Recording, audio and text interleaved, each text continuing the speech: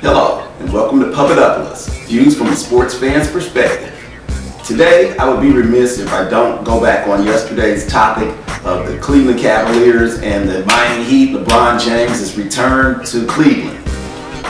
What a terrible fiasco Cleveland put up last night. I mean, you have this big game, you have everybody in the city, even if you only can get 20,000 people into your arena. So you got 20,000 and you've got everybody in the city tuned in at sports bars, you've got people pulling for you, and you come out and you play like some amateurs.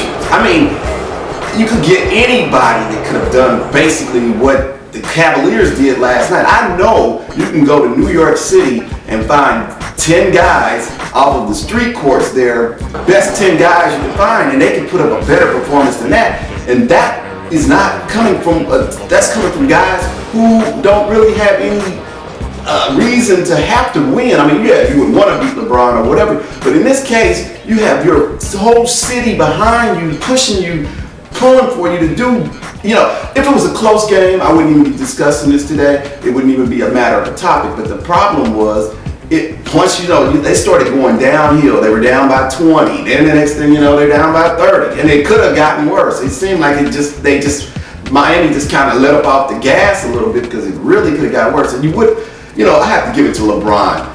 I thought that I didn't think he would come out and have a lousy game, but I thought that he would just have maybe a normal average type game, 25, 26 points.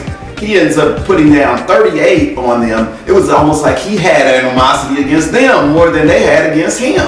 You know, and then he's over joking and talking with players, and players are smiling and talking back. And as I watched the game, I know Reggie Miller continued to say that was really not appropriate, what he was doing, and it also wasn't appropriate that the Cavaliers were lax and laughing and joking back with him. That's the type of thing that LeBron was trying to do. He was trying to get them out of their game and talking them out of it, whatever. He does that with everyone. And so therefore, they, of all teams that should have known that, the Cavaliers should have known that first.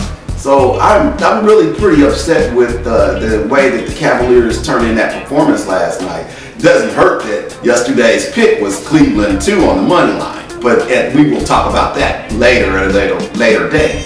But for right now, Cavaliers, you're on the downswing, man. You're the bottom of the bottom. But you do get 3 more tries at LeBron, so that may help you out. Well, on to some more pleasant news, even though it's only slightly more pleasant. A very big and scary game last night here in Lawrence, Kansas. UCLA came in, nearly took out the Kansas Jayhawks, losing that one 77-76. KU extends their home winning streak to 64 straight games. Malcolm Lee, guard of the UCLA Bruins, fouled Mario Little with 0.7 of a second remaining in that game to send Little to the line. He made the first, missed the second on purpose, and Kansas went ahead and won the game, and so we dodged the bullet with that one. And now our sports investing game of the day, the Colorado Avalanche and the Carolina Hurricanes. Today's pick, Colorado Avalanche plus 105 on the money line. The Las Vegas money line has it at 105. Our stats-based money line today has it at 80.